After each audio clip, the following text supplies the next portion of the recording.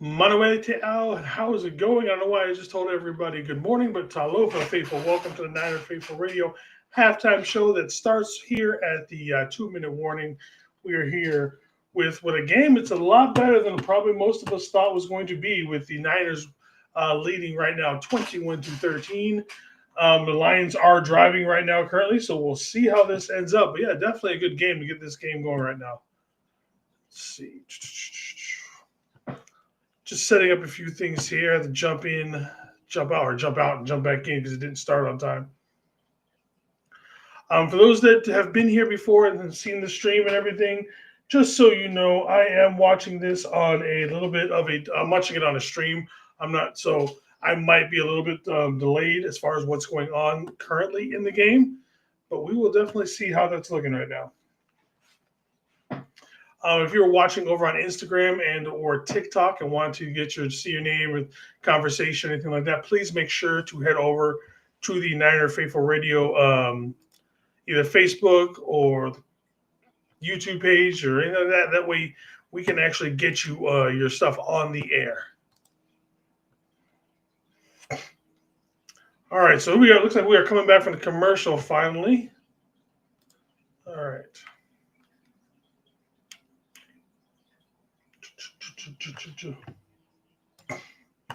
I'm going to be trying not to look over at the game ticker, but I will have it posted up there for anybody who wants to watch or to look over there. But like I said, I try not to look at that.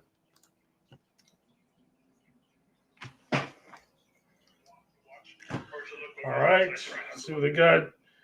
There's, nice tackle right up the middle. Good hit by Winters to stop that run.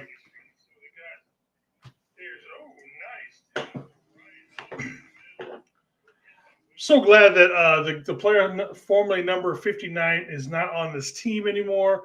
Been waiting to see a lot of D Winters this season, and it's like I said, he needs to play. We should have just gone with the young guys to begin with. Why we ever didn't to start the season doesn't make any sense. Looks like they're running a screen. Fred's out there, and then Bosa comes up there and cleans it up with Elliott at the end of that play.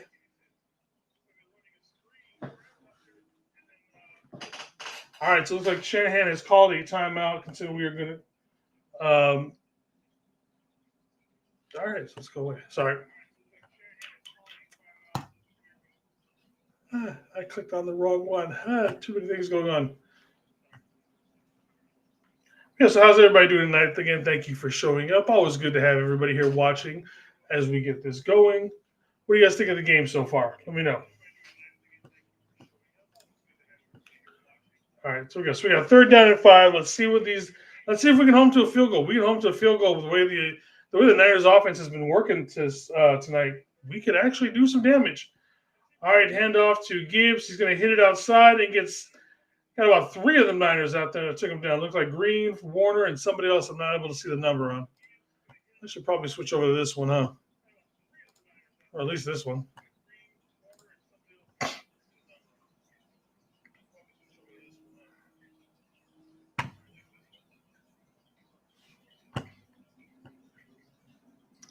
All right, looks like they are going to be going for this on this 4th and 3. Not surprised. If you guys know Dan Campbell sure as hell is not going to be not go for this. It's just the way he is. He's built. He is going to live by this sword or he's going to die by the sword. Obviously, last year in the NFC Championship game, he died by that sword. But you know what? I can respect a man who does this. You know what I mean? In fact, I'd love to play for a coach that did stuff like this. All right, so we got Goff back. We got 2 up and 2 at the bottom, 1 in the backfield with Goff.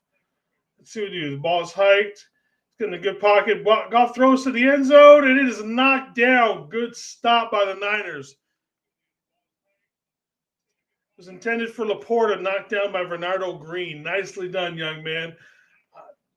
Look, no matter whatever happens going forward as far as our cornerback situation, obviously Charvarius Ward is at home with what is being basically everybody says, but nothing's come from the family yet. That they're expecting the birth of a child. So hopefully, obviously we want everything good for them. But I want Charvarius back. Look, he probably had a bad year in general because, to be honest, he probably had stuff going on with his daughter behind the scenes that no one else knew about. Obviously, your brain would not be focused on the game. You'd have other stuff to worry about and whatnot. So yeah, of course his game would suffer. But you know what? Who cares? He took care of family and all that kind of stuff. That said, I would love to see a Charvarius Ward come back next year, mentally right. You put him up with the emergence of Devo as being one of the top corners in the league, and then the growth continuing, the maturity of Renardo Green. That's a 3-person DB room that I would love to see, and I would put up against anybody in the NFL. Arguably one of the best defensive trios, cornerback-wise. Like I said, so hopefully, depending on how it goes, yes, he's going to be a little expensive. But remember what he did the year before. The year before, he was the top-rated corner in the league. Again, I think he had stuff going on with him in his personal life that was preventing him from concentrating completely on football. Completely understandable. Right? Now unfortunately he's a free agent now, so he can go wherever he wants. But I would love to see move back here with Green and Demo next season. All right, so it looks like we are going to have about a minute 15 left or so. Got to go 90-ish yards for a touchdown. The way this team has been moving the ball tonight, it's damn near a possibility that we can do this. It's not the craziest thing we've ever come across. I mean, look at the way they're playing right now. Who would have thought we'd be going toe-to-toe with the Lions? Yeah. I mean, their terrible defensive line, our terrible offensive line. So it wasn't, our offense had a chance. Now, the back end of their defense is really good, but their front end is terrible. All right, looks like we're coming back to commercial, so we'll switch back over to the other screen. We got Christina in the house. Hello, Christina, excuse me. We are on fire. Indeed, we are. Let's go. LFG. Thank you for showing up, as always. So let's see what happens going forward on this. All right, so we've got 3 up top, 1 to the bottom, 1 in the shotgun with Brock. Pearsall in motion. Brock scrambling. Ooh, he's in the end zone. Throw it or get it out. Brock throws it, just throwing it away. Whew. Man, anytime you never want to do that step back into the end zone. Ever.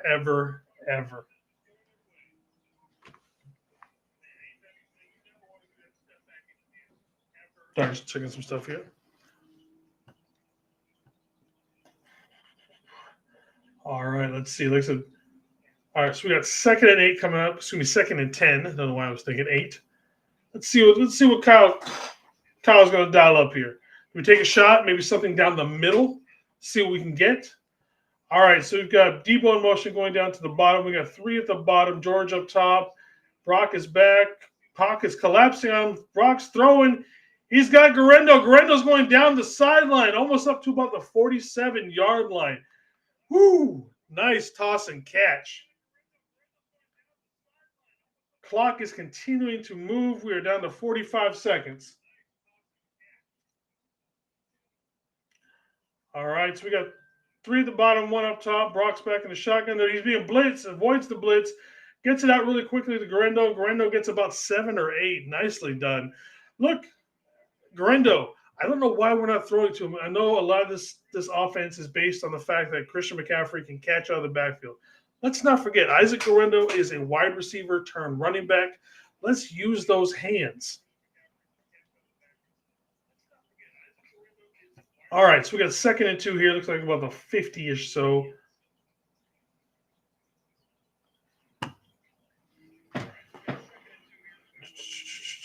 All right, so we got George with 2 at the bottom, Pearsall up top, Grant on the back, Debo in motion, Brock's back passing.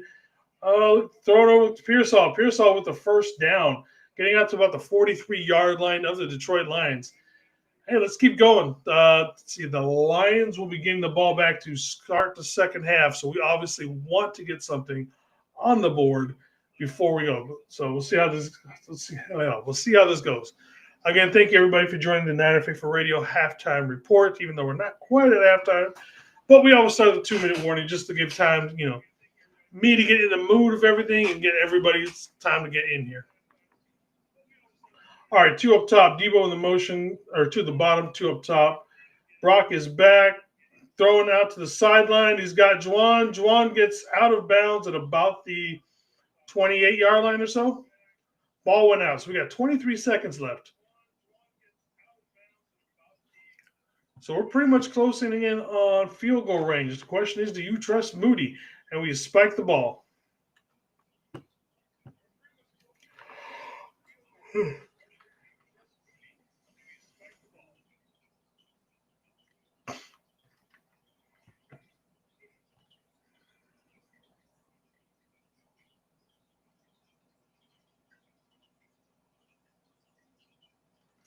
I've never understood that rule. Why is it that the clock continues to run on a fumble that goes out of bounds? You'd figure the clock would stop. All right. We got trips to the bottom one up top. We got Jacob Cowing in the game. Look at that going up top. Oh, throwing it over the Kittle. Kittle to the 20. Kittle to the 10. Kittle get down to the 5. We got 12 seconds left. Call the timeout.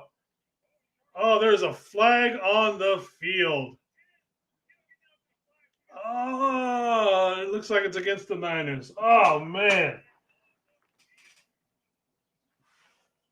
Good. Oh, man. Oh, Cowing, you're definitely not getting on the field the rest of the season.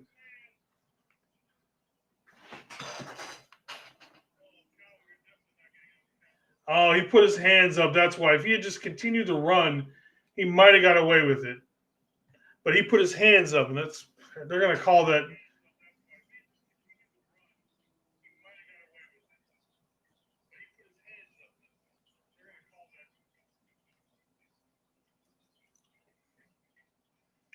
All right. Oh, man, I was watching that over and over. It's like, God, we had something there.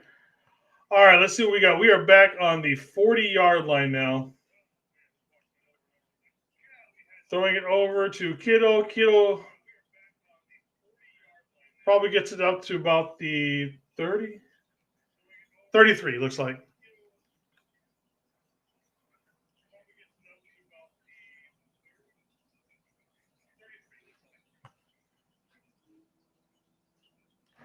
Second.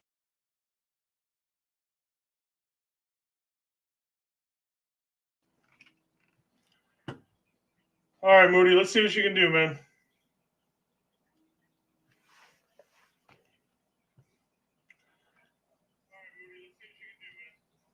All right, we got a 51-yard field goal attempt here for Moody. It's up, and I can already tell. Jesus Christ, Moody, you were fuck's sakes. I've said anything to where it's even remotely close to being a pressure kick for Moody, he's terrible at. This was a pressure kick because we just drove down, put up some extra points on the board, and of course, Moody misses it as usual. We need a new kicker. I'm sorry. Wasted draft pick. You could have easily had him come in a tryout. Just all right. So the Lions are, God damn it, Moody. I'm sorry. I'm so sick and tired of seeing Moody. Oh my God. Just so tired of seeing the same shit from Moody over and over. And obviously you can see the Lions have downed it and they have gone. We are going to halftime. The Niners are going to get the ball back. The Niners are winning 21-13. We'll switch over to this one. I'm still stuck on this Moody thing. I don't know why we continue to. He's terrible.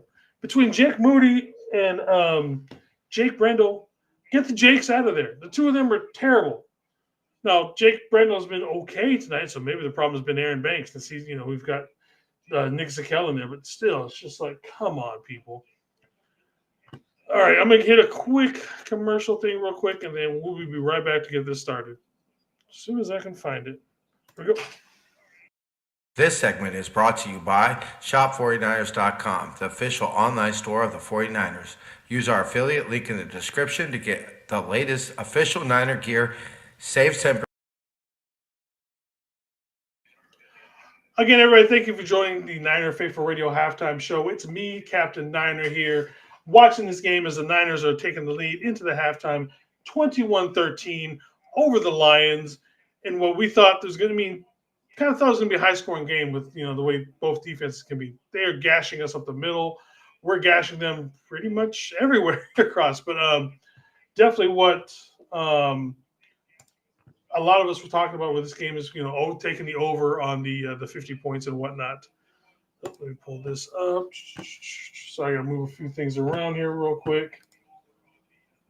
All right. Oops. Oop. All right, so let's take a look at the box score right now. Obviously, we've got time possession 50-50. But the way these teams are scoring, not surprising. Just kind of a quick stuff. There's been a few sustained drives. I know the Lions had one on their last touchdown. Probably took up a chunk of time. We're actually winning the first down battle 11-15. Total yards right now, we've got the lead with 260 to 211. So, I mean, just overall, a really competitive game of football that we got going on. Again, those of you guys who are watching over on Instagram and or TikTok, please make sure to go over to the Niner Faithful Radio Facebook and or YouTube page to make sure, and the Twitter, to make sure that your comments and everything can show up on the live on the stream. I can see some of the ones. I can't see the ones on TikTok, but I can't, or excuse me, on Twitter, but I can see the ones on TikTok. But because I got it on my phone over there, because we just had Imagine Cookies join. That is an awesome name, by the way. So right now we've got Brock Purdy, who is 14 of 16, 200 yards, 2 throwing touchdowns, and then a rushing touchdown with a fake pump. That one day somebody in the NFL, people will not fall for that again. It's obvious the quarterback has passed the line of scrimmage, but we're still going to do the fake pump. You're still going to jump, and we're going to get right by you every single time. It's worked for decades now in the NFL, and it's more likely going to keep working. Jared Goff, not too bad of himself. He's 11 of 13, 138. This is halftime stats for both of these guys. Both of these guys are capable of putting up 350-yard games per se, but most of the time they're not going to be. This is standard for these guys because both teams are going to be running the ball much more for the most part. So speaking of rushing, right now the Lions, let's see, move over to the other one's box score. Let's see. They've got 76 yards rushing to our 60. They've rushed, again, rushing is 15 to 16. Even we knew it was going to be with this kind of game. Wanting to see maybe a little bit more of Garendo actually getting the ball. I know the resurgence of Debo the last couple of weeks, the first play from scrimmage, big surprise, Debo running up the middle. But I want to see more Garendo. Again, one of the things I'm looking forward to in the offseason is looking at what are we going to do with this backfield. We're going to have a healthy CMC back, a healthy Jordan Mason, a more mature Isaac Garendo, not to mention we're still going to have Kyle Juszczyk back there. What are we going to be doing in the running back room come next season? Do we try and trade somebody? Use one in the draft, use one of those guys to get a better position in the draft. Maybe just do a straight trade for somebody. What are we going to do? Because we're not going to be able to keep all three happy all at the same time. I don't think we are. We need guys who are producing, because every time when CMC's healthy and he gets in there, he's producing. Same thing with Jordan Mason. Same thing with Isaac Garendo. Everybody produces when they get their chance. Now, that just could be, the way Kyle's always run this offense, and that, we seem to be able to just plug and play running backs. But certain running backs definitely do seem to be better at this. And so, interesting to see what we're going to be doing with that come next time. Excuse me. And we got Just Ghost over on TikTok asking, where was this offensive line? Where has this offense in general been all year? We got a run out, toss play. I mean, what are we doing with some of these play calling? It's like, what is this? Where's Pearsall been? You know what I mean? We did the end around the Pearsall, all this kind of stuff. Where has that been all year long? Especially when it comes to with Debo. Where has this Debo been all year? Why is it all of a sudden he's just, now he's able to produce when there's no pressure on because we're not in the playoffs? So, again, I don't understand it. It's good to see. Maybe that, goes towards next year. I know a lot of people were saying that we don't want Debo next year. With Debo's contract, unless we just cut him, which I don't think we're going to do, he's going to be on this team next year. So we'll see what happens. Average yard per play for both teams, got 7 yards for the Lions and 8.4 for us. God, total plays 30-31. Again, we knew this was going to be a high-scoring game with these two teams, and everything is turning out to be just the way it is. They are beating us in average yards, 4.8 to 4. Total passing yards, 200 to 235. Let's see, just go. So the issue was Colton McKivitz and Jake Bruno. Colton McKivitz is playing. So I'm thinking that maybe the issue is going to be Aaron Banks. Aaron Banks is not playing, and Nick Sikel is actually playing a halfway decent game. Ghost, but we need more but we get more for Debo if he plays good. True. That is definitely true, but I don't think anybody's going to trade for that contract. It's a lot of money to pay somebody who has been injury prone, a little long in the tooth. A guy who plays, his physicality is what's going to limit his career in general.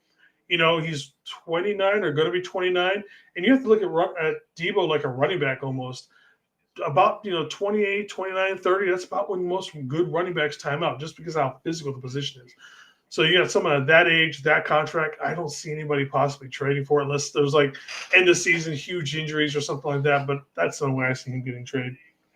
Let's see how else we got there. The Jets do have the one sack. Yards per play when it comes to passing, 10.4 to 12.5. Again, we're throwing this is just making it everything. Let's see. First downs, 11 to 15. Penalties, we've got the one penalty.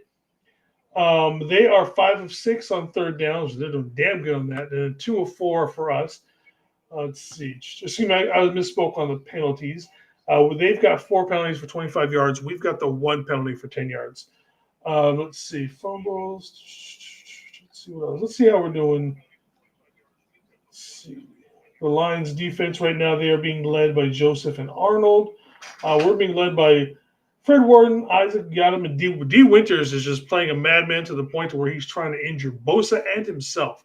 The way he smacked Bosa, I was worried about Bosa's neck there for a second. And then earlier in the game, I think it was Demo that went to tackle somebody, and Winters was still coming in. Gave him a little shoulder. I'm kind of surprised they didn't throw a flag on it with the way it looked. Let's see. Just goes. Jets already looking to get rid of Garrett Wilson. Be interesting to see what they can. Like I said, I just don't know if we can get him as far as like a straight trade, because the Jets are probably gonna. What are the Jets gonna do? Aaron Rodgers isn't gonna be back. He's shit. What quarterbacks are out there? I mean, the Jets were smart. Just go get Joe Flacco. Joe Flacco seemed to have found the fountain of youth, and he just makes whatever team he's on right now. He just surrounds whoever their quarterback is. So just go get Joe Flacco, and the Jets will probably make the playoffs next year. All right. Also, I'm mad at Lynch for not going after George Pickens when the Niners won the trade. Yeah, my biggest issue with that whole thing was that we should have, if we were going to trade Brandon Ayuk, we should have just did it. This whole thing with prolonging everything is part of the issue. We got Eric in the house. How's it doing, my man? Thank you for showing them. For those who don't know, Eric is a Seahawk fan, but he is definitely a friend of the show. We welcome all fan bases here. It's just football. We're talking. We're having a good time. But thank you for showing up, Eric. But yeah, like I said, I'm hoping that we go into next season. Don't do the bullshit when it comes to contracts, whether it be for Hufanga, Dre Greenlaw, obviously Purdy. Let's not fuck around with those contracts. Get them done, preferably before the draft. That way we already know what the hell we're going into the draft for. Not knowing what the hell is going on with BA going into the draft probably sabotages our draft. But as far as going into the second half, more of the same thing. Let's keep this offense going. Hopefully the defense can stop maybe somebody up the run. Again, looking ahead towards the draft, I want the biggest bodied, most powerful person that we can get to stick in the middle of this defensive line and just eat up, blockers for these guys going into next season. I know Evan Anderson is kind of playing that role, and maybe he matures into, because he's already been playing pretty good at times during this season. Let's see if he continues. But I also wouldn't mind another young tackle to pair with him going forward in his career. Like I said, we get another Bryant Young, kind of a situation. Defoe and Eric Armstead. You always need your number one and number two. I want to see another one brought in just so we get to free up those guys in the middle, the linebackers in the middle, make tackles.